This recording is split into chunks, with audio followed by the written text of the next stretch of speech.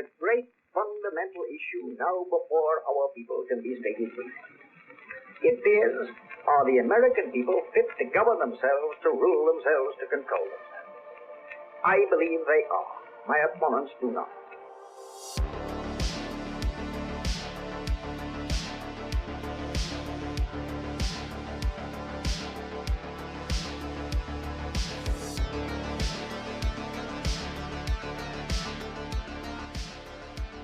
I believe in the American Constitution. I favor the American system of individual enterprise. I am in favor of protection. I believe in the permanent court and further limitation of armament. I am opposed to aggressive war.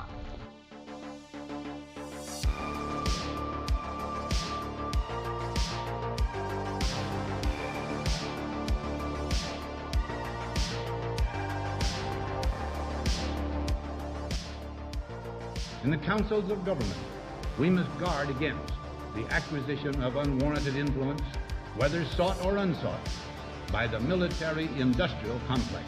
We must never let the weight of this combination endanger our liberties or democratic processes.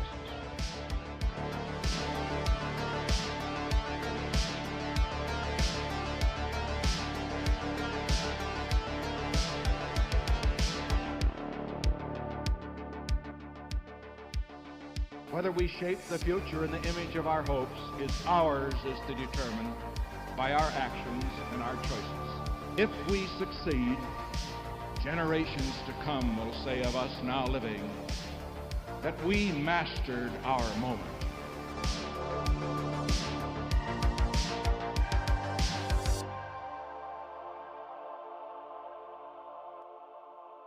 Americanism, not globalism, will be our credo.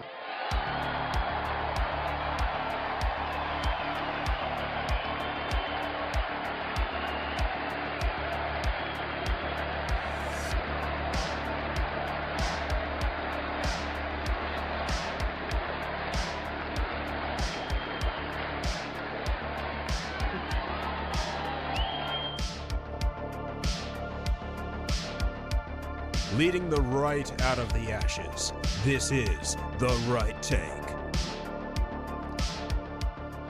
How is it going, everybody? Welcome, welcome, welcome, one and all. This is episode number 98 here of The Right Take. I'm your host, Eric Lendrum, here not with my co-host, Jacob Grandstaff. Sorry, guys, for the bit of the hiatus there. Jacob is still down in the trenches, as he always is, fighting the good fight. He's going to be out of commission for just a little while he continues this good fight.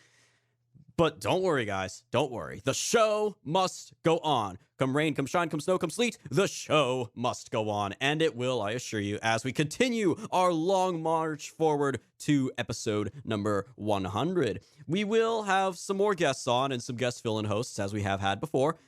But for today, I'm going to give you guys a solo episode. And there's no shortage of content to talk about here, guys. There's a little backlog of stuff I did want to talk about first. Again, some of the smaller topics that my niche interests, elections and whatnot, that I really want to talk about. I am going to hawk one of my own writings, my latest commentary piece for American Greatness, on why scandals are dead. I'm going to give you my opinion on the latest developments with the 2024 field. And, of course, for the big question, one of the biggest cultural shifts, I think, of our time, one of our biggest pop cultural shifts, one of our biggest mass media shifts that I think we have ever seen, as indicated by the title of this episode already, guys. Yes, it has to do with Tucker Carlson. Hashtag we're so back, folks. We thought we weren't back. We thought it was so over. Now it turns out we are more back than we have ever been before. Tucker, you can't keep a good man down. That man cannot be stopped and will not be stopped. So before we get to that and how Tucker may have single-handedly killed cable news television as we once knew it, let's first go back to 2024. I love talking 2024. So many great things lately, guys. I mean, yes, President Trump had that legendary CNN town hall, and oh man, I have plenty of thoughts on that. I mean, of course, you won't be surprised to hear, as the huge Trump fan that I am, I think he killed it. I think it was phenomenal. I think he won big league. I think he absolutely gave an incredible performance that realistically was even better than most of his rallies recently. He gives some great rally speeches, don't get me wrong. But that town hall was something else. He was fantastic, just dunking on that stupid moderator who used to be a conservative, by the way, folks. Caitlin Collins claimed to be a conservative and now makes her famous. Oh, I've seen the light. Now I'm a good little liberal like I should be. So he did great there. The audience loved him. CNN is just coping and seething. The whole mainstream media is coping and seething. It was fantastic. But that's a discussion for another time. So 2024. We currently have we have another candidate who has just jumped into the race recently. So we now have 5 major Republicans on the primary side. And I do want to talk a bit briefly about the entrance of the most recent candidate, Mr. Larry Elder. Yes, the same Larry Elder, the radio host, the longtime radio host, who ran for governor of California in the recall election in 2021, which of course did not succeed, but he did very well in that election. As we talked about before, we covered the recall election back when it was happening here on The Right Take, and now he's decided he's going to run for president. So my first question is, why? Why? And let me be clear, let me preface this too. Kind of like what we did when we talked about Vivek Ramaswamy in our long take episode on What is Woke. We had criticisms of Vivek Ramaswamy, even though Jacob and I both agreed we like him enough, and we both actually came to the agreement. He is the second best Republican running right now, I think, by a considerable amount. He's miles behind President Trump, but then he's miles ahead of the rest of the field. I feel kind of the same way about Larry Elder. I like Larry Elder a lot. I do like him, but I don't know why he is running now that the field has taken the shape that it has already taken. He actually already has kind of established himself going forward in this election as he's tacking more of a never Trump lane than anything else, which is surprising because he's a solid conservative. He was supportive of Trump before, but in an interview he did with California radio host Jennifer Horn in November, shortly after the midterms, like about a week after the midterms, this is before he announced, of course, this is when there was speculation he may run for president. He, right out the gate, right after the midterms, had some not great things to say about President Trump and went straight to bat for Ron DeSantis. And I've got that clip here for you guys, courtesy of Rumble. You are traveling all over, I know. And before we chat about that, let's talk about a couple of things. First, we have on tap the big announcement scheduled for Donald Trump tomorrow. He's jumping into the race for the presidency in 2024. A lot of media establishment types are trying to turn this into a civil war, I believe, between Ron DeSantis and Donald Trump. Ron DeSantis hasn't said he's running yet, but certainly there is stuff happening behind the scenes. And what do you make of that? Do you think there's room for both of them, or do you feel like I do, where it should be maybe Trump then DeSantis, not Trump versus DeSantis?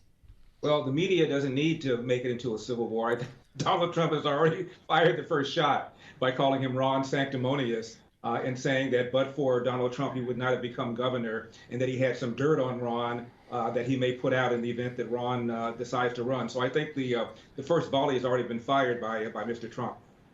So right out the gate, he just goes straight to Ron DeSantis' defense, just, declares, oh, Trump fired the first shot. I think the media doesn't need to create this conflict. Even that's what they were doing all along. The media was always trying to stoke some kind of a conflict between President Trump and an up-and-coming conservative Republican in the same mold as his, populist, America First, nationalist agenda, except, of course, DeSantis really isn't any of those things. He's just pretending to be. But the point being that the media was creating this trap, and DeSantis fell into it first by allowing himself to be hoodwinked by these never Trump billionaires, the Ken Griffins and the Paul Singers, and now Peter Thiel supports him, Rupert Murdoch supports him, and yes, George Soros supports him. So, and then he was being all cutesy, like, who, run for president? Me? Maybe, wink, wink, nudge, nudge, to the point that President Trump had no choice left but to attack, to call him out, like, hey, you're going to be coy about this and pretend you're going to run against me? Fine, let's play ball. So to see him go straight for defending DeSantis is unfortunate. With that being said, because what I would have set up to this point is he would be smart to run a solid conservative outsider campaign that stays away from attacking Trump. Unfortunately, that mantle has already been claimed by Vivek Ramaswamy, and that leads me to the main problem here with Larry Elder's campaign. Realistically, he's got no lane to occupy in this field. Already, with just 5 candidates running, he's got no field to occupy. People who want to vote for a political outsider, they'll just go for Trump or maybe Vivek Ramaswamy. People who want to vote for, principled conservatives, because they really don't like Donald Trump. They want, someone who will bring, no chaos to the Republican Party. Blah, blah, blah, blah. They'll vote for Nikki Haley Or, of course, if he jumps in, they'll vote for DeSantis. But if not DeSantis, then maybe someone like Nikki Haley. People who want to support outright never Trumpers, they've got Asa Hutchinson, the former governor of Arkansas, who's running an explicitly never Trump campaign. And don't forget, John Bolton said that he is going to run for president as a Republican, explicitly anti-Trump. And apparently Chris Christie may jump in very soon. He's set to make an announcement sometime, I think this month or maybe early June, who knows. And lastly, even if there was a lane for, boomers who want to virtue signal about how they're not racist, so they want to support a black conservative, they'll just go for Tim Scott. He's going to jump in any day now. He's got an exploratory committee formed, and he's going to announce sometime later this month. So every possible lane that Larry Elder could occupy, unfortunately, is already taken up. He's got just no path forward, unfortunately, which is a shame because, again, I like him. I really like what he did in California. Because remember, in that recall election, I'll just summarize it here real quickly, which I knew was never going to succeed. It was never going to get rid of Gavin Newsom. That being said, it was still going to be even more problematic because for the longest time, the would-be Republican standard bearer was going to be former San Diego Mayor Kevin Falconer, who's a flaming rhino, never Trumper, pro-gun control, pro-abortion, pro-mass immigration, increased taxes, believes in global warming, pro-gay marriage, doesn't like Trump. The quintessential rhino. He is, again, the California Republican Party has just been drooling over this guy for years. They were getting ready to finally, this is our time. Kevin Falconer's finally going to make his big splash. Then Larry Elder just comes in like a wrecking ball and crushes Falconer.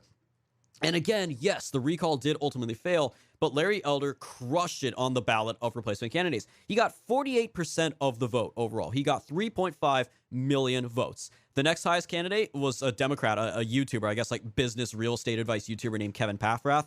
Came in second, 9.6%, 700,000 votes. So again, Larry Elder was the only replacement candidate who got over 1 million votes, let alone over 3 million. He got 3.5 million. Falconer, by the way, got 590,000 votes, so a measly 8%. So Larry Elder just basically ended Kevin Falconer's political career. And other, rhino Republicans who had no business running, like John Cox, the former gubernatorial nominee of 2018, Kevin Kiley, the assemblyman, never Trumper assemblyman, who's now unfortunately a member of Congress. Larry Elder put an end to that bid, basically. Kevin Kiley was kind of hoping to be a dark horse there. Ultimately, thankfully, failed at that. So I like what Larry Elder did. I like that, and I like his honesty, actually. In his a recent interview he gave, he acknowledged, because he was asked by the interviewer of, what do you think that the idea that President Trump won't engage in the Republican primary debates? Larry Elder said, well, of course, I wish he would debate, but I can see why he's not going to, because I did the exact same thing when I ran for governor. Infamously, Larry Elder refused to participate in any of the primary debates with Falconer and Cox and Kiley and the rest because he was the front runner by every polling. The moment he jumped in, every single poll had him as the front runner by a landslide, which of course ended up being the result. So he knew he stood to gain nothing from doing these debates. It was only going to be a risk to himself. He couldn't possibly go any higher than he already was. He could only go lower by subjecting himself to a circular firing squad from all the others that those debates would have been. So he was transparent and he was honest about that, which is fair. Honestly, though, again, with no lane to occupy and no path forward, unless he's campaign, once again, the idea, he's auditioning for VP or whatever, maybe. Realistically, I think he would have been much better off just running for the U.S. Senate. The U.S. Senate election coming up here in California in 2024 to replace the crypt keeper, Dianne Feinstein, who returned to Capitol Hill looking like a literal skeleton. My goodness, those are horrifying images. There's like no skin on her bones, folks. There's no skin on her bones. Her fingers, all you see are just the bones. It's really some terrifying stuff. I would have rather he just run for Senate. I think that's even more so than governor. Forget governor. He should run for Senate because there's absolutely no good Republicans running for the U.S. Senate right now. There's one candidate. There's one somewhat prominent candidate, I guess, running in that field, and that's Eric Early. He's a lawyer who twice, back-to-back, lost the nomination for Attorney General of California in 2018 and 2022. So he never even won the nomination, let alone go on to lose the general election. Then he was the nominee in the 28th Congressional District in 2020, so between those Attorney General elections, where he got destroyed by Adam Schiff. That's Adam Schiff's district, so of course he got absolutely pulverized. Schiff got 73 to Early's 27%. And now, by all accounts, Adam Schiff is going to be the front runner for the Democrat nomination for this race. So basically, this guy says, I may not have beaten Adam Schiff in his own congressional district, but I can beat him here, guys. Don't worry. I'm totally going to beat him. So, no, we need someone serious running in this Senate race, especially because there are three prominent Democrats running against each other. You got Schiff, you've got Katie Porter, and you've got Barbara Lee. So that's going to be split pretty nicely. all you need is one good Republican running to guarantee a Republican goes to the general election. So we don't have another Democrat versus Democrat fight like we had in 2016 and 2018, those Senate races there. So, I mean, I think it's too late at this point. He is committed to running for president, so that's not going to happen, I guess. But, best of luck. I'll say this once again. I know I've been bashing him up to this point, but again, I like Larry Elder, and I'll say this much right now, speaking for myself. He's my third favorite candidate in the Republican primary. Looking at the field right now, of all the people who have announced, the people who are likely to run, including DeSantis, I mean, again, right now, it's President Trump, Vivek Ramaswamy, Nikki Haley, Asa Hutchinson, and Larry Elder. They've announced. Tim Scott, Exploratory Committee, he's probably going to run. John Bolton has said he's going to run. It's looking like Chris Christie will probably jump in. DeSantis, maybe. Anybody else, a few other names being thrown around, like Mike Pence, maybe. I doubt he'll run, but we'll see. Of all the possible candidates, the only ones I like that I would be happy to vote for are President Trump, Vivek Ramaswamy, and Larry Elder. I would not want to vote for Asa Hutchinson. Obviously, he's a never-Trumper. Would not vote for Chris Christie. Would not vote for Nikki Haley, believe you me. Not excited at all about the idea of voting for Tim Scott. So those are the best candidates, I'll say that. Again, the three political outsiders. Calling me shocked that the three best candidates for the Republican nomination are outsiders. So best of luck to you, Larry Elder. Let's see where that takes you. So to move along here, I wanted to recap for you guys an article that I wrote recently for American Greatness, my latest commentary piece, titled simply, quote, Beyond Scandal. And the hypothesis of my article here is something that I've been thinking about for a while now, because, of course, one of the things being covered in the media right now is the GOP, the Congressional GOP, the House Oversight Committee led by James Comer, the Judiciary Committee led by Jim Jordan. They're all going after the Biden family. They're all going after, Hunter's business deals in Ukraine, China. I guess now they were involved in Romania somehow. Interesting. And it's just nonstop, wall-to-wall, Hunter. There's talks that Hunter could get indicted for, tax fraud or something like that. Who knows what's even going on anymore? There's so much going on. None of it matters anymore. That's my argument, basically, is that what once was considered a scandal in American politics simply doesn't count anymore. They don't shock people anymore. Nobody is shocked or offended or upset. No one's going to be clutching their pearls over the stuff that would have been career-ending and campaign-ending 15 years ago, or maybe even 10 years ago. Who knows? 2013, who knows? But I basically have four components of this argument. First, impeachment is dead. Impeachment has become completely politicized. What once was a historically rare procedure to remove a president for literal crimes and wrongdoings, corruption, illegal things, is now a political joke. It was used only twice in the first 222 years of American history up until the 90s. I'll explain that in a bit. With, of course, Andrew Johnson, the guy who took over for Lincoln, and then almost with Richard Nixon. Remember, Nixon was not actually impeached, thankfully, but they, of course, tried to. Then comes along Bill Clinton and the blue dress and Monica Lewinsky. Of course, the impeachment ultimately failed, and Bill Clinton's approval ratings, actually, at the start of the scandal, people, of course, were appalled, like, oh, president had an affair in the Oval Office. This is terrible. Then by the end of the impeachment, sympathy had gone up for the Clintons just inexplicably. Like, oh, what do you know? The people suddenly think, oh, those Republicans are just being meanie heads. They're just being so mean and bullying those poor Clintons. And in the 1998 midterms, 4 years after the historic Republican Revolution in 94 led by Newt Gingrich, Democrats actually saw a few gains in the House of Representatives and lost no seats in the Senate.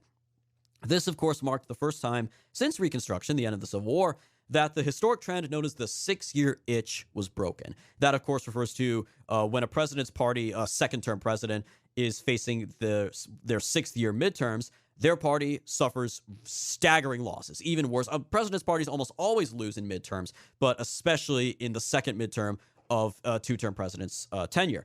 So this did not occur for Bill Clinton. This did not occur for the Democrats. That trend, of course, has since repeated several more times now since then between, the regular midterm elections of 2002 under George Bush, right after 9/11. President Trump, of course, in 2018, Republicans gained seats in the Senate. And we saw it, of course, with the Democrats under Biden in 2022, where they also gained a seat in the Senate while losing seats in the House. So the midterm trend is kind of being shaken up more recently in just the 21st century. But it was a big deal back then when Democrats managed to defy all expectations and historical trends. And that was direct response, a backlash against this politicized impeachment. So since then, of course, since Clinton, impeachment has been thrown around for every single president since then. They talked about impeaching Bush Jr. for war crimes in the Middle East. They talked about impeaching Obama for Benghazi or birth certificates or what have you. Of course, they did impeach Trump twice on, pardon the pun, trumped up spurious charges. And now they're already talking about Biden. Marjorie Taylor Greene introduced a resolution to impeach Biden for whatever. I don't even remember what it was. They're talking about impeaching Biden or maybe impeaching some cabinet members, which I think would be a better strategy than going for Biden himself. But the point being that it's just become impeachment, which was once supposed to be rare for a reason, has now become as commonplace as elections themselves. It's lost all of the legal and historical weight, and now it's just a political tool. So no one even cares about that anymore.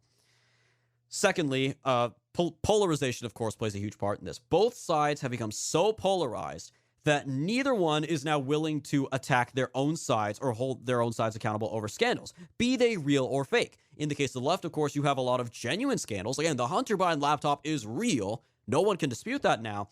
But they have the mainstream media on their side, which, of course, covered up the story. The media will run cover for Democrats and insist there are no scandals whatsoever. And subsequently, Democrat voters and pundits and politicians will cite this media coverage as proof, quote unquote, that there are no wrongdoings. Oh, well, the media says we did nothing wrong, so clearly we did nothing wrong. Subsequently, you have the Republican voters who are now growing increasingly frustrated with the mainstream media's hackery and bias, are now prepared to stand behind any accused Republican purely out of spite against the mainstream media, whether they're guilty or not. Of course, in cases like President Trump or Justice Brett Kavanaugh or others who are falsely accused, they correctly stand behind those people because they can see, oh, this is just made up garbage. They're just trying to turn us against our guys. But now they're even willing to defend Republicans who are obviously guilty as sin. Case in point, we talked about him before on this show, Mr. Pinocchio, George Santos, the man who lied about everything from his family's history to his sexuality to his criminal record, everything. He lied about everything except maybe his name, and maybe he even lied about that. Who knows? Now, having just been arrested on federal charges, Republicans are more willing to stand by him at this point. There are Republicans on social media saying like, oh, we love his fighting spirit, that he's not backing down. The DC Young Republicans recently invited Congressman Santos to speak at one of their events as a guest of honor. So this, I think, directly is a response to the bias that, again, says Democrats can get away with literally murder. So Republicans are now finally so fed up and so done, they just throw in the towel and say, you know what? If you're going to support your guys, no matter what they do, then we're going to do the same. Why can't we also stand by our guys, even if they're guilty, just to say, screw you? So that, of course, I think that shift has finally happened, and I think that's for the better. Third, and I think this is very, very crucial, the ongoing and soon to be coming generational shift will irreversibly change the standard, the bar. It will be significantly lowered. The standard for what qualifies as a truly shocking scandal. Millennials and Zoomers especially, who grew up on the internet and or social media, their dirt is far more likely to be dug up in the near future for anybody to find. They're on Snapchat, the Zoomers on OnlyFans, among other things. It's far more likely, whether it's nudes or whether it's things like Google Docs, where a bunch of high school kids, in their edgy phase, come together to type the most offensive racial slurs imaginable. That's what happened with Kyle Kashuv, the Parkland survivor, who had his Harvard admission rescinded because he was typing the N-word and stuff on a Google Doc with his other classmates, because they're just a bunch of kids being edgy, all right? We all had that edgy phase where we just want to say shock and horror things, to shock people, because it's funny at the time to see people react like that. So there's going to be a lot more of that. And Kyle Kashuv is a perfect example. Like, yeah, he lost the Harvard admission, but he's still doing all right. He's still got a career as a conservative commentator, Daily Wire, what have you, TPUSA. So he's doing all right. And that's just one example. It's kind of like with pop culture, right? Pop culture in the aftermath of celebrities like Lady Gaga and Miley Cyrus, who would just go out of their way to shock people as much as possible with their outfits or performances or what have you. The population as a whole, but especially younger people, are just so numb to what was once considered shocking 10 to 15 years ago. So when these generations rise to power and start getting elected to more office, like, AOC did, like Madison Cawthorn or Katie Hill and others, they will be far less likely to care. They and the voters, especially, not just the politicians, but the voters will be way less likely to care about stuff that would have been seen as career-ending, a decade ago, lest they, throw stones from their glass houses. But just think, just this one example. I love this example. Howard Dean ran for president as a Democrat in 2004, and he didn't win the Iowa caucus, but he was still seen as a strong candidate. His campaign completely derailed just because he went, yeah, at a campaign rally in like a high pitched, like cracking voice that people were just like, oh, what in the world was that? That was unprofessional. That was weird. We can't have a man who sounds like that getting elected president. If that happened today, if anything, that moment certainly would go viral on TikTok. The young people would love him just for that alone, and his poll numbers would go up, if anything, all right? That was a scandal 20 years ago, 19 years ago. Today, that would be a boost to his campaign. The bottom line is this. Now more than ever, Republicans need, and this is going to be hard because, again, the generational shift. I'll come back to that in a bit. Republicans need to ditch these futile attempts at trying to nail Biden and other Democrats for conventional scandals, quote unquote. The Hunter Biden nonsense, the classified documents scandal, what have you, FBI, whatever. Anthony Blinken arranging the Hunter Biden Russian disinformation laptop letter because, the Biden campaign told him to. He told former CIA Director Mike Morrell to do it, and Anthony Blinken was rewarded with a Secretary of State position. All this stuff, none of that matters. None of it matters, all right? Nobody cares. I'm convinced that the only reason the GOP is still pursuing this is because it's mostly boomer bait. It's appealing to the baby boomers, the last, substantial generation in terms of size, how many are left, that remembers the days of what it was like when this kind of stuff actually mattered. When, 15 years ago, even something like irrefutable, incontrovertible, the media will still kind of say some of the laptop stuff, something like the Hunter Biden child support thing. He got a stripper pregnant out of wedlock, and she now has a daughter that DNA testing literally confirmed as his. The courts recognize that it is his daughter. He's been ordered to pay child support. He refuses to do it, so now there's a court case going on in Arkansas right now where the judge apparently has been tearing Hunter several new ones. Good for him. But that's beyond confirmed fact. 15 years ago, that would have sank any chance Biden had of being president right then and there. Remember when it was a scandal that Sarah Palin's daughter, Bristol, got pregnant as a teenager out of wedlock in the 2008 campaign? What a scandal that was then. It would have been a scandal for Biden, too, if Biden tried to run 2008 or as the nominee, say if he were the nominee. Of course, he ended up being the vice presidential nominee. Imagine if this had happened with his vice presidency. Obama would have kicked him off the ticket and picked somebody else, like Hillary or who knows. Now it doesn't matter anymore. None of this stuff shocks. None of it matters. And my fear is that if the Republicans just keep marching blindly forward, trying to make 2024 a referendum on Hunter Biden and Chinese, Ukrainian deals, what have you, they're going to lose. Because nothing's going to come of this anyway. We already know they have the system rigged in their side. The deep state, the legal system, what have you. Biden's never going to be held accountable. Hunter Biden's never going to be held accountable. He may get a slap on the wrist over this tax stuff, what have you. And then all the media is going to do is run with that to say, oh, look, Hunter was, slightly partially punished for this with like a 5-day probation sentence or whatever. This is proof that the stuff against Trump isn't a witch hunt. It is a fair justice system because they went after Hunter too. So realistically, a Hunter indictment or what have you, a non-indictment as it would not be good for us. It would just, take away more from President Trump's persecution narrative. So nothing's going to be done. We already can accept that as a fact. No one is going to hold Biden accountable, Hunter or otherwise. So to keep trying to make this about Hunter Biden and not the substantial issues is the mistake. That, of course, means what the GOP should be doing in 2024 is campaigning on the issues, the proven winners, like the culture war stuff, critical race theory, transgenderism, and other crucial America First issues like the immigration crisis, which is about to get a whole new level of badder than bad with the end of Title 42. Campaign on these issues where they have nowhere to run.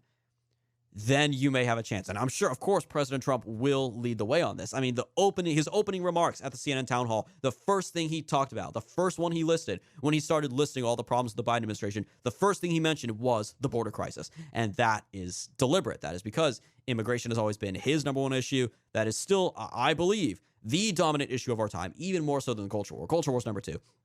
Immigration number 1. Keep talking about these issues, and I'm sure President Trump will lead the way on this. And the GOP will have a chance to win. They absolutely could still win. Will they heed to President Trump's advice and follow his lead? Who knows? But we shall wait and see. But in the meantime, that is my suggestion, is just stop promoting Hunter Biden stuff. Nobody cares anymore. It's not a winning issue. And certainly for these younger voters. In another 10, 15 years, when there's even more millennials and Zoomers to deal with, they could not care less what Hunter Biden does in his spare time with his crack pipe or his Russian prostitutes or snorting Parmesan cheese because he thinks it's crack, what have you. All right, so for the main topic, this is a good one, folks. This is great stuff. So, Tucker Carlson and the end of cable news as we once knew it. I like to call this, if anything, what happened on Monday, April 24th, a night of the Long Knives Media Edition. Because remember, what happened is Tucker got fired from Fox News. We know that now for a fact. He was fired. But on the same day, just a couple hours after the story about Tucker broke, Don Lemon was also fired from CNN. And I said, oh, this is like the media equivalent of when Farrah Fawcett died on the same day that Michael Jackson died. So she died first earlier that day. I remember the summer 2009 fairly well. The summer that celebrities left and right were just dropping like flies. Billy Mays, Walter Cronkite, and of course, yes, Michael Jackson, the most infamous one. Farrah Fawcett died on that day. And then a few hours later, after initial coverage of, Farrah Fawcett passed away, boom, Michael Jackson is dead. And now it's all the aerial helicopter coverage of the UCLA Medical Center where he died and his mansion in LA. And just people forgot all about Farrah Fawcett, unfortunately. It's the same thing here with Tucker and Don Lemon. So, of course, I first saw the reports from Disclose.tv on Twitter that had the statement on Tucker's dismissal saying, quote, Fox News Media and Tucker Carlson have agreed to part ways. We thank him for his service to the network as a host and prior to that as a contributor. Mr. Carlson's last program was Friday, April 21st. Fox News Tonight will air live at 8 p.m. Eastern starting this evening as an interim show helmed by rotating Fox News personalities until a new host is named. Then, of course, a few hours later, we get Don Lemon posting to his Twitter account a picture of a written statement he typed out here. You could tell this reeked of the desperation of, hey, guys, look at me. I'm also important, too. Yeah, nobody cares, Don. People have already moved on from you, Don. Lemon, or I guess Lemon. People really have fun dunking on him by calling him Lemon instead of Lemon. Quote, I was informed this morning by my agent that I have been terminated by CNN. I am stunned. After 17 years at CNN, I would have thought that someone in management would have had the decency to tell me directly. At no time was I ever given any indication that I would not be able to continue to do the work I have loved at the network. It is clear that there are some larger issues at play. With that said, I want to thank my colleagues and the many teams I have worked with for an incredible run. They are the most talented journalists in the business, and I wish them all the best. That was posted April 24th at 12:14 p.m. Eastern. And, this was too good. So not even an hour later, 12:59 p.m., that story was, shall we say, refuted by CNN's verified communications account at CNN PR. Quote, Don Lemon's statement about this morning's events is inaccurate. He was offered an opportunity to meet with management, but released a statement on Twitter. So basically, the fool Lemon got himself fired because I guess management wanted to meet with him to discuss possible disciplinary measures. Apparently, he's been super sexist behind the scenes, what have you. To talk maybe disciplinary measures, not necessarily firing, but, reprimanding or what have you. And he just took that opportunity to rage quit and think like that he was basically getting fired. So he's like, you can't fire me, I quit. So then he posts this statement that gets him fired for speaking out of line and not, talking accurately about what actually happened with regards to what was said to him. So he got himself fired. He's out of there, and absolutely no one is going to miss him whatsoever. We don't miss Brian Stelter, we don't miss Fredo Cuomo, and we will not miss Don Lemon. So CNN is slightly better off for it. Again, I know that's not saying much. It's a very low bar, but he was just a sour presence at CNN anyway, let's be honest. It's since been reported, this is an interesting little side note, both Tucker and Lemon have hired the exact same lawyer to handle their respective firings, a guy who apparently has dealt with other media personalities after they are fired, including Fredo Cuomo and Megyn Kelly. This, of course, this reveal does confirm, after some speculation, did Tucker quit? Did he leave voluntarily? This confirms that Tucker was indeed fired, because after all, why would you lawyer up if you quit on your own? So we'll see where that one goes. He has vowed to fight back against his employer. We'll come back to that in a bit. Tucker's departure definitely marks, I think, the final nail in the coffin. There were plenty of nails to go around, believe me. So get your tetanus shots, everybody, for this. But Tucker's departure could very well be the end of Fox News. I mean, maybe not right away, not yet, but soon. It certainly, right off the bat, is the end of Fox Nation. This, of course, this horribly cringe streaming service that they created. Sign up for a paid prescription for exclusive content. I talked to a bunch of my friends who were in media and otherwise. Nobody was signing up for Fox Nation. Nobody cared. In fact, I've been told by a very reliable source that Fox News was even giving away free subscriptions to Fox Nation to all of their employees just to artificially boost the membership numbers, to say, oh, look how many people subscribed. They still, of course, will not give the exact numbers of how many have subscribed, which tells you all you need to know. When they won't tell you the numbers, that's when you know the numbers must not be very great. But then eventually they figured that they had to wrangle up their golden goose. So they forced Tucker to start producing programs for Fox Nation. He has like a daytime show called a show called Tucker Carlson Today, a daytime show done in more of a podcast style in the daytime studio. And he was doing other like special investigative reports, going to the border and whatnot. And everybody I talked to who was subscribed to Fox Nation, every single one of them said, I'm not kidding, everyone I asked said, oh, I've only signed up for Tucker Carlson. I only signed up for his content. So now that he's gone, as Breitbart reports, there was a flood of Twitter users announcing publicly that they had canceled their Fox Nation subscriptions because there's nothing else worth watching. What are they going to watch on Fox Nation? Tommy Lahren? Cassie Dillon? Of course not. People were there, if they were there, for Tucker and nobody else. So you've absolutely killed that. So let's see how much longer it takes for Fox Nation to finally die, because that thing has been a sinking ship since it launched. But of course, his firing has also affected Fox News ratings on the actual TV channel. His old 8 p.m. hour plummeted from over 3 million viewers per night on average to just 1.65 million. And every other major primetime slot on Fox News also saw massive plunges in the crucial age 25 to 54 demographic. The 6 p.m. hour decreased by 42%. 7 p.m. hour, 62%. 8 p.m. hour, Tucker's old slot, 75%, the biggest drop out of all of them. Right behind that, the 9 p.m. hour, that is, of course, Hannity, 70%. 10 p.m., that I believe is Laura Ingraham, 66%.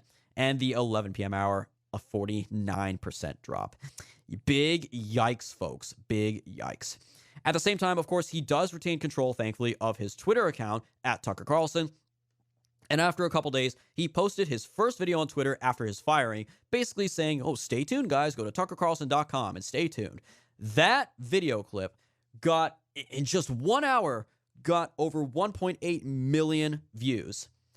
By the next morning, it was posted on a Wednesday night. By Thursday morning, it had over 15 million views, which is significantly more, exponentially more than what he was getting on Fox News. So that kind of tells you all you need to know, which of course led to speculation. Could he just take his show online? Like, is he going to go? There was a lot of speculation being thrown around. Is he going to go to another media outlet? Is he going to go to Daily Wire? Is he going to go to The Blaze? And of course, the suggestion I stood by that I wish would happen, that I said would be the best for him, if he doesn't care about money. If it's about money, yeah, he would probably go to Daily Wire. Daily Wire could definitely pay him quite handsomely. But if he doesn't care about the money, because he's already fabulously wealthy as is, and he cared about the message and the mission, he would do his own thing. And there were initial reports a few more days after the firing that he was talking to Elon Musk, the head of Twitter, about possibly doing something exclusively on Twitter. And then, sure enough, in another video posted to his Tucker Carlson account, he announced that he will, in fact, be relaunching his show as a Twitter exclusive, because this lines up nicely with what Elon Musk said he was going to do, that he was going to increase the emphasis on video content on Twitter, longer, the ability to post longer videos, especially if you're a verified account. In addition to the Twitter Spaces, they had Periscope back in the day for live streaming, then they shut that down. But Elon Musk wants to bring back video content on Twitter as a way to kind of rival YouTube, which is a great idea from a competition standpoint. And Tucker is going to lead the way on that. So basically what this means, I think, this is the symbolic death of cable news as we once know it, because Tucker's show soared to historic heights. It took over for what was previously Bill O'Reilly's slot, and Bill O'Reilly previously had set records for the highest rated cable news show in modern history, and then Tucker took it to just a whole new level. He also became the highest rated cable news show in modern television history. And we just went over those ratings, as I said, 75% drop in viewership, millions of views down overall across the network, but especially in that time slot. And then now he turns around and is getting millions and tens of millions of views just for a 2-minute video on Twitter. And now he's taking his show to Twitter. So this lines up with what I've been saying for a while. The future of mass media is the internet. It is social media, and especially for discussing news and politics, it's podcasting. You look at people like Joe Rogan, Steve Bannon's War Room, Tim Pool's podcast, even Ben Shapiro, among others. Podcasting is the spiritual successor to mass media. In particular, I think it is the spiritual successor to talk radio in terms of its style and its appeal, long-form content, uninterrupted, very simplistic in its approach. And I think that's a great thing. Talk radio is doing very well. TV has been dying for a while now. TV views in general have been on the decline, not just for CNN and left-wing channels. And it's not just because they're going, left-wing. It's not because of woke or whatever. It's just in general. People aren't watching cable TV anymore, cable satellite TV. Again, this is due to many, many things. This is due to older generations getting older and passing on. And as I've said before with my scandal talk, younger generations on the rise. Millennials and Zoomers, I guarantee you, are not sitting around watching CNN on TV. They're not doing that. They're not watching CNN. They're on social media. They're on Twitter. They're on YouTube. They're on TikTok. And that's how they consume their news and content. They're more likely to listen to Joe Rogan than they are to watch whoever's left at CNN. I don't know who's even left now that Fredo and Stelter and Lamont and all the others are gone. But all they have, realistically, channels like CNN especially, all they have left is the fact that they're often played on TVs at airports and gyms. They have that going for them. And even then, people are barely watching their content. Why do you think CNN Plus was a miserable failure? After like a month?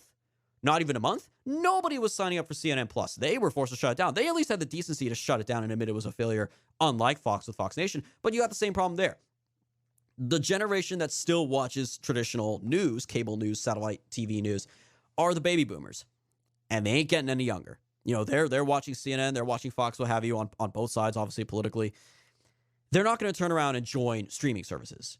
They're not going to go on social media. They're not going to go on TikTok. That's for darn sure.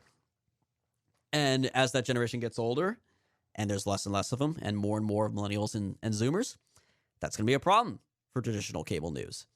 And maybe it's for the best. Maybe because, again, the internet might be slightly less awful for censorship than the mainstream media, just in terms of sheer bias. Who knows? Because, again, you got a platform like Twitter. You have plenty of podcast platforms like the ones that host us, Podbean and others, that will publish anything. That stuff you would never see on the mainstream media.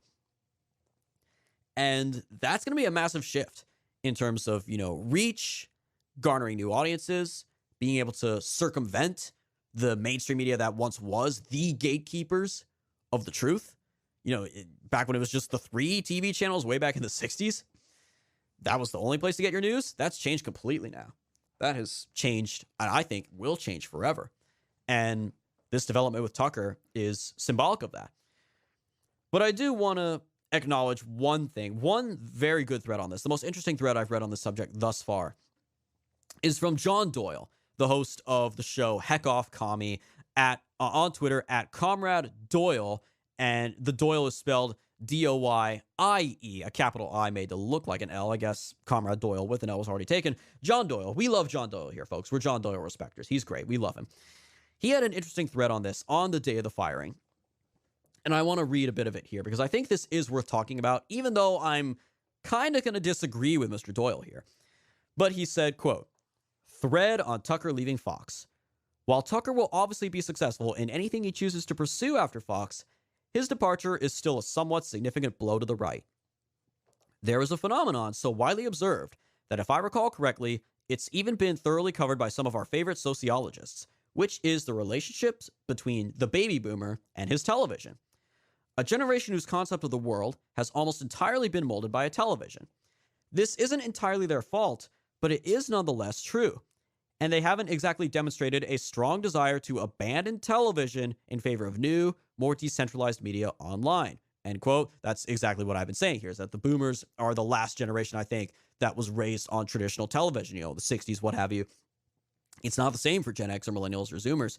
And again, once that generational shift happens completely, then it'll be a different story. Then TV will have nowhere to go, and traditional TV as we know it, even for everything in general, even shows for entertainment, like AMC, for shows like, Breaking Bad or The Walking Dead, that's going to change completely. They're going to have to go entirely online. I know shows like Survivor on CBS have already shifted almost completely online, just dumping more episodes. Streaming in general will dump an entire season rather than episode by episode on a weekly basis, because the habits now of younger generations is to binge watch everything over the course of 10 hours rather than tune in every single week like you would back in the days when Walking Dead was on. But back to Doyle's thread, quote, "There exists a type of person who literally only watches Fox News or reads articles from or adjacent to Fox News. This person also happens to be a crucial component of our base. Very true. Quote, yes, old media is being suffocated, but it's still important to have an established beachhead, especially if that happens to be the all-time most popular news program hosted on the most popular cable news network of this century. It's almost inconceivable that someone could fill Tucker's shoes. Writing staff with their ears to right-wing Twitter, greenlighting discussions of anti-white sentiment policies, mainstreaming nationalist issues with greater articulation than Trump, etc., etc. But whoever fills his spot is still pretty much guaranteed millions of viewers a night. I know we want Fox to tank. Yes, we do.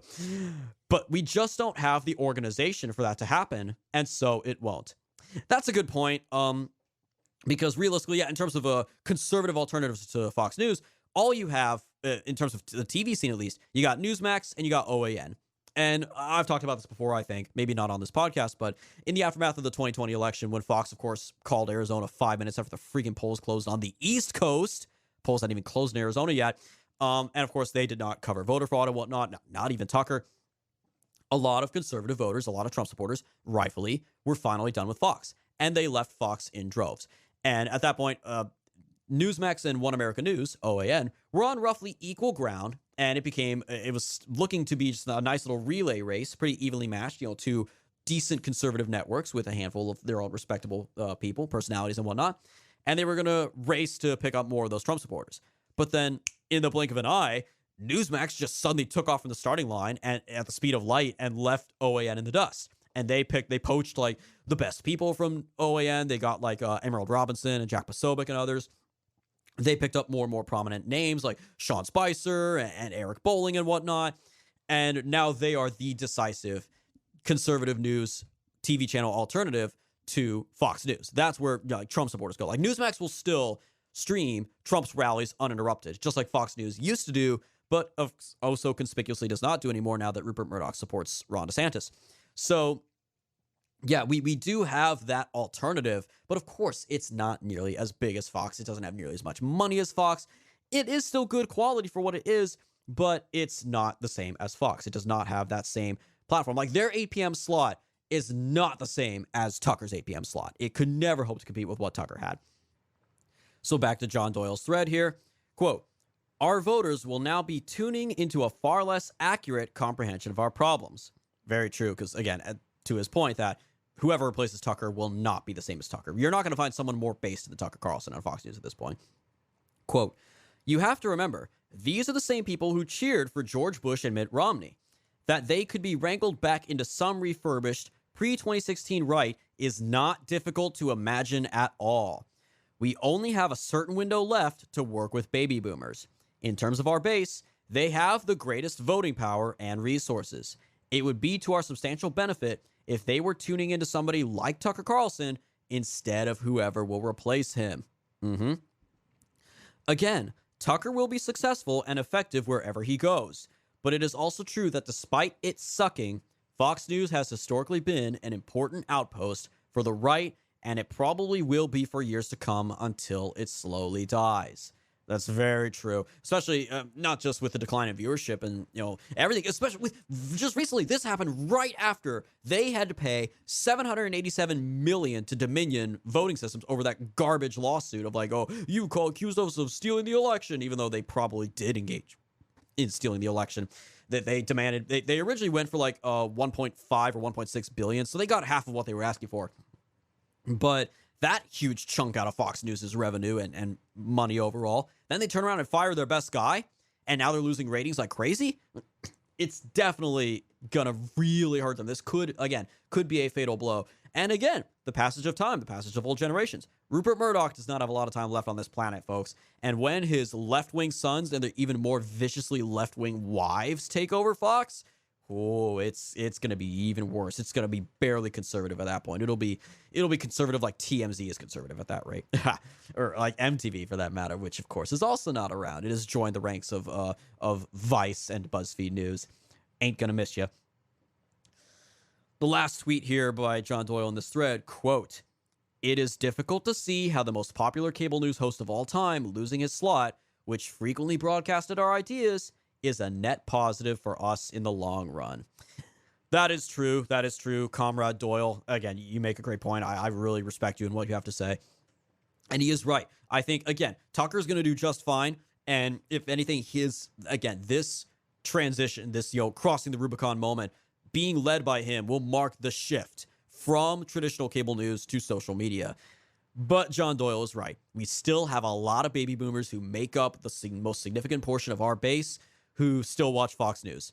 And they still do. At least 1 million, at least 1.3 or 1.6 million still watch Fox News, which is still a substantial number, especially when you narrow it down to how many of those are in crucial swing states. How many of them are the former blue-collar, Rust Belt, working class voters that we really need to flip states like Wisconsin and what have you. Because, who's left of Fox News? It is fun to play like what I like to call the lifeboat sweepstakes of Fox News. You say Fox News is the Titanic. There's one lifeboat. Who do you put in that lifeboat? I, for the record, would say the two people who come to my mind certainly are Greg Gutfeld and Jesse Waters. Greg Gutfeld, who, of course, is he is to the late night scene what Tucker Carlson was to the primetime scene. His show, Gutfeld on Fox News, does dominate all the other garbage late night hosts like Kimmel and Myers and all those other Colbert, all these losers who are just left-wing hacks with clapping seals for audiences, clapping and barking obediently. So Gutfeld does well there, and he is pro-Trump, I do believe. He's a little libertarian on some issues, but he is a good guy overall. And I do like Jesse Waters. I've liked Jesse Waters since the Bill O'Reilly days, and I think he's also a pretty pro-Trump guy. But yeah, other than those two, I don't know, man. Some people say Judge Jeanine. I'm not really crazy about her. Same with Maria Bartiromo. I don't know if there's anybody really worth saving Fox other than those two guys. But even then, say you move Jesse Waters to the 8 p.m. slot, right? Is Jesse Waters going to be super based, national populist Tucker Carlson? I really don't think so, folks. I really, really don't think so. And I like him, but yeah, Tucker, as John Doyle says here, represented a significantly rightward shift to an America First agenda being promoted, rather than just, what are the Republican talking points for today? What's Karl Rove saying today? What's Kevin McCarthy saying today? No, Tucker staked out a path that was much more pro-nationalist, populist, America First. Basically what President Trump was running on. And that's important. We need that. You're not going to get that from anybody else at Fox News, I really don't think. And like he says, Fox News does dictate what a lot of Republican voters may think. It could very well convince viewers that someone like Tim Scott or Nikki Haley is actually based and is actually, the real future of the Republican Party. Even if they don't go all in on someone like DeSantis, they go for someone who's just as problematic as DeSantis, like a Tim Scott or a Nikki Haley or anybody else, Chris Sununu, who have you. So I get what he's saying here, and it is going to suck in the immediate future, the next few years, but I think it will not be that long before that shift finally comes, that generational shift, that age shift, when Fox is no longer relevant. And Tucker's a younger guy. He's certainly younger than, I think, most of Fox News' viewers. He's got a lot of time left. He absolutely could stake out his own claim here and make his own path forward like a Joe Rogan. Basically like the conservative Joe Rogan, maybe, something like that. And I think any podcast he does absolutely could surpass viewership numbers of someone like Ben Shapiro or even someone like Steve Bannon on War Room, who I really respect. I love that show. He's one of the most important conservative media influencers out there, I think. And Tucker will still be a very valuable voice. And some have even thrown out the speculation that, could maybe Tucker consider running for president one day? Who knows? I would not be against that idea. I think, again, my heart for the second choice after President Trump, right after Trump, would have to be J.D. Vance. My heart still belongs to J.D. Vance for number 2. But I could see Tucker maybe being my number 3, maybe tied with Glenn Youngkin, as a top post-Trump candidate who I think will promote our values and our ideas in a way that is electable. That's the crucial thing. I think J.D. Vance definitely would have that electability with that articulate as he is, and still unapologetically nationalist. And Tucker would be the same. Tucker could be a phenomenon like Trump. Tucker could very well draw massive rally audiences. He could literally, every single one of his rallies could basically just be him sitting at a desk doing an episode of his show, doing his monologues, and people would go nuts for it. It'd be great. It's like a speaking tour, but it's also a presidential campaign. He's got money, he's got name recognition, he's got the outsider status. It's a universally known name. When you say Tucker, everyone knows who you're talking about. Kind of like with Trump. Everyone knows the name Trump when you say Trump. So, of course, he has not been around nearly as long as Trump. He has not been a household name since the 80s like Donald Trump was. But the groundwork is there, I think, that Tucker could be a solid post-Trump candidate. But we'll have to wait and see, folks. We'll have to wait and see. But this is a massive generational shift. It's a massive shift in the mass media landscape. And again, short term, like John Doyle says, could be kind of bad for us. But as long as Trump is still on the scene, I will not worry too much about those viewers and those voters being swayed back in like a Karl Rove, Bush, neocon direction, as long as Trump is still around. And by the time Trump's no longer on the political scene, I think the end of cable news media will have come. Cable news, television, satellite TV will have come to an end, and we will have officially entered the social media and podcast era, with someone like Tucker Carlson leading the way as an example of a man who dominated TV, moving over to dominate the podcast scene.